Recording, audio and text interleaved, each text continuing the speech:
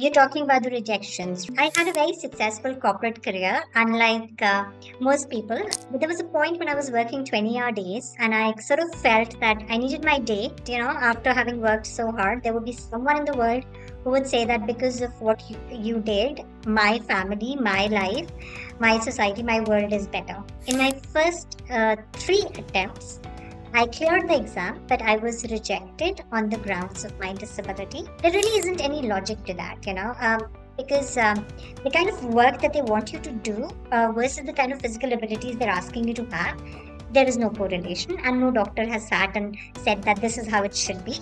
Hello and welcome to another episode of Rising Tides, where we talk about the change makers, the people who are making a strong impact on this society, with me, Himanshu Tyagi. Today, we have with us a great personality who made a reform in the civil services and opened the gates for many people with disabilities. Let's welcome a role model and a change maker, the IAS officer, Ira Singhal. All right, Iraji, so tell us something about yourself. What are you doing currently and how has 2023 been for you? Hi everyone. I am currently posted in Arunachal Pradesh. I'm in Itanagar and a part of the election team here. And 2023 was a mixed bag sort of year. I wouldn't call it great. I wouldn't call it terrible. Sort of, one of those years when nothing really happens. Okay. So for me, it was one of those. I thought 2023 has been a very interesting year for all of us. So must have been exciting out there for you in Itanagar as well. And no, unfortunately, I'm one of the few ones who got missed out on the excitement. I hope that comes to me in 24 though. Absolutely, because you're a part of the election team and I'm sure that it's going to be an exciting year for you. Yeah. All right, so you are the first person with a disability to have topped the UPSC CSC exams. However, there is a big story behind how you broke the stereotypes. Please, if you could elaborate on that for us, please. So you're talking about the rejections, right? Right. Right. Okay. So I had a very successful corporate career, unlike most people. When they think of people with disabilities, you sort of, don't imagine people working in the corporate and having climbed the corporate ladder. But I had a brilliant career there, and I absolutely loved my job. And I got to do a lot of really innovative things and very interesting profiles. But there was a point when I was working 20-hour days, and I sort of felt that I needed my day to have made an impact on someone's life long term. I needed that, after having worked so hard, there would be someone in the world who would say that because of what you did, my family, my life, my society, my world is better. And I decided to then quit and give civil services because I felt that, the government offers you that kind of a platform, and I didn't really have a fixed agenda to work on. So I kind of wanted to work on all sectors and all things. So I decided to quit and give civil services and UPSC Civil Services exam. And in my first three attempts, I cleared the exam, but I was rejected on the grounds of my disability. Because strangely, my disability was allowed only in the IAS and not in any other service. So basically, what they were saying, you can get the top service, but you're not allowed to get any of the lower ranked services. And there really isn't any logic to that, because the kind of work that they want you to do versus the kind of physical abilities they're asking you to have, there is no correlation, and no doctor has sat and said that this is how it should be. So it was just people randomly deciding that this is the kind of disability we like and this is the kind of disability we don't like. And this, by the way, Civil Services Exam of India for the uninitiated is amongst the three toughest exams in the world and pretty much the toughest exam in the world. Every year, thousands, lakhs of candidates give it. And in that, there are thousands of candidates with disability who give it. Now, in a country like ours, which is extremely inaccessible, and insensitive as well. It's already tough for people with disabilities to come to any platform to actually reach this stage of giving the exam. And on top of that, when they give this exam and they manage to clear it, they are rejected on the grounds of their disability again. And I had come into this to make a difference, to really work on changing lives and changing futures. And when I got rejected from this the first time, actually, I did not even understand that this had happened. When I quit my job, I had kind of focused on getting into the IFS or the IAS, and my rank wasn't good enough for those. So I thought I'll just give the exam again, and I was preparing. But I started getting phone calls from other candidates saying, "Ma'am, do you know what happened to you?" And I didn't know something had happened to me. So I mean, when you get phone calls of people asking you, "Oh my God, what happened to you?" And you don't even know something happened. So then you start finding out. So I started finding out. And that's when I discovered that my disability was being rejected by all the services. So I decided, and all of those other candidates who'd been calling me were also going through the same thing. And I realized that maybe this is where I'm supposed to start making a difference. Maybe this is where the battle is supposed to be. And I decided to challenge it in court. And it took me 3 years and three more attempts of the same thing happening for that judgment to come and for me to get into the IRS at that point. But even after the judgment came, it took a long time for the judgment to get implemented. I had to actually again call up the departments and kind of push them and get that done. And while that was happening, I wasn't sure if they were going to appeal the judgment, and I was going to have another 10-year battle, and I was going to join services at the time of my retirement, because that could very likely happen, right? In India, we have so many pending court cases. So I prepared one more last time, because really, once you get into this cycle, there really isn't much else you can do except just come out of the other end with something in your hand. So I gave it one last time, and by the time I gave the exam, my joining came for IRS, and I just gave the exam, dumped all my books, deleted everything that I had, sort of decided that I will forget I ever did this, and went and joined IRS. But this time when the result came, I got into the IAS, and that's where I am.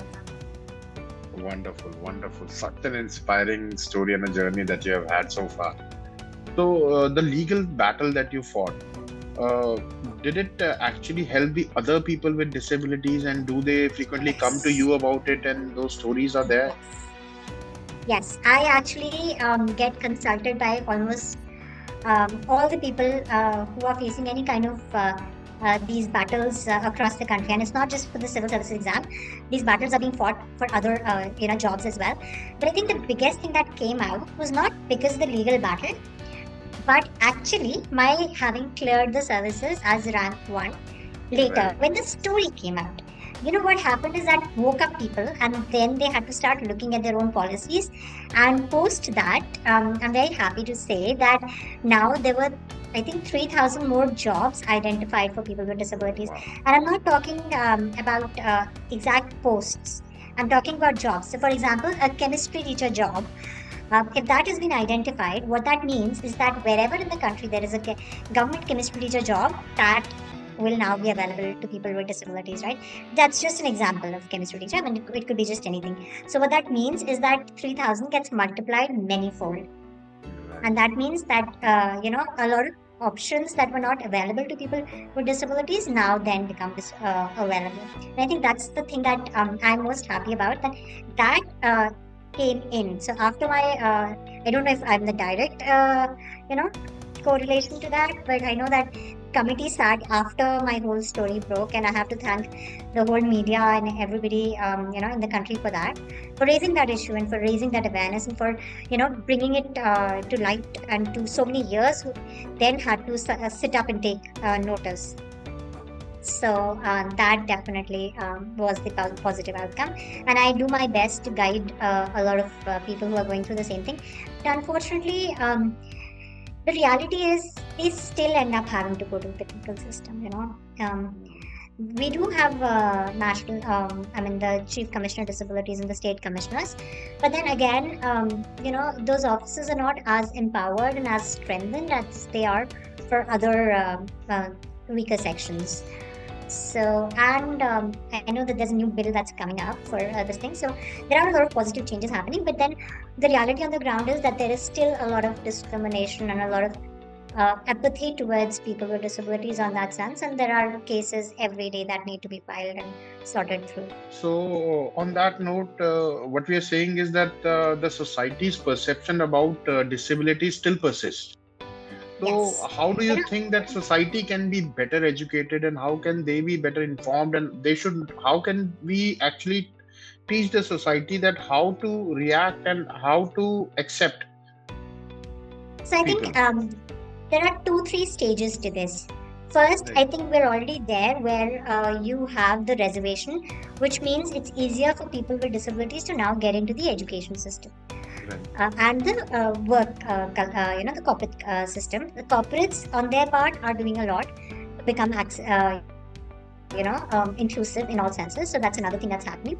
But I think the two, three things that need to still be done are firstly, like media promotes these kind of stories of people who've done something. That definitely goes a long way to change mindsets. Because if a parent, with people with disabilities and even with girls, it always starts with the parents. It always starts with what your parents believe you can achieve, and then you on your own build up on that. If your parents believe you are not worth anything and you cannot do anything, then your story dies just that moment. So the minute a parent thinks that someone else's child who was the same as my child has done something, they start believing better about their own child, and they start having dreams about their own child. Secondly, I think what we need to do is make inclusive classrooms right from the primary levels. See, the biggest thing is that if you go to school with someone, you start thinking of them as part of your regular life. It's only when people are segregated that we're suspicious and unfriendly and uncomfortable with each other. But the minute you and I go to the same classroom, what will happen is that you and I will grow up knowing each other as human beings rather than as people with specific abilities or disabilities. And like for me, all my classmates, because I studied with them, I don't think they ever treat a person with disability differently now. Because they grew up with me, they grew up knowing that it doesn't matter if a person can't do some things, they can always do something else. And so they don't really, I'm sure that they've never looked at a person with disability as a person without abilities. And that's the biggest problem, right? That's the perception we need to change. That a person with disability is only a person with disability and not a person with other abilities.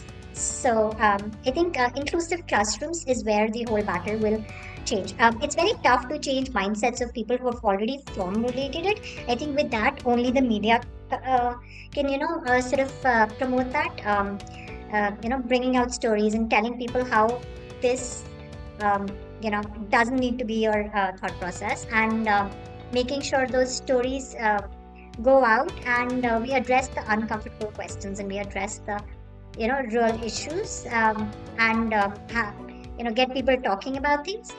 But the real change will happen within the classrooms, within the education system. Iraji, what would be your message to our viewers? My one message is, for a person who feels that they don't have abilities, trust me on this, every single person on in the world has some abilities. It's a question of whether you decide to look at them and you decide to, polish those. See, we're all, people who can do some things and who can't do some things. It's up to you to decide to be the person who can do some things and not the person who can't do some things. And don't let the world tell you what your limits are, what you can do, what you are, and who you are. Nobody knows you as well as you know yourself. Nobody lives in your shoes. Nobody travels your path. Nobody has your same tastes or same experiences, your same interests. Then how does anybody else get to tell you who you are? So the only person who truly knows you is you. And you're the only person who then should be setting your own boundaries, your aims, your objectives, and your plans and goals. Wonderful. Thank you so much. On that note, thanks a lot My for giving pleasure. us your time. And we really thank you for doing My pleasure. what you are doing, what you have already done. It's really commendable. And we wish the best to you that you continue doing this. And we will support you in any and every manner, and make this message go through to all the people, so that whoever feel the parents, if they get that child they can actually think about the future of their child in the best possible manner. Thank you so True. much. Thank you for watching this episode of Rising Tides. This is Himanshu Tyagi signing off. We'll be back with more. See you soon.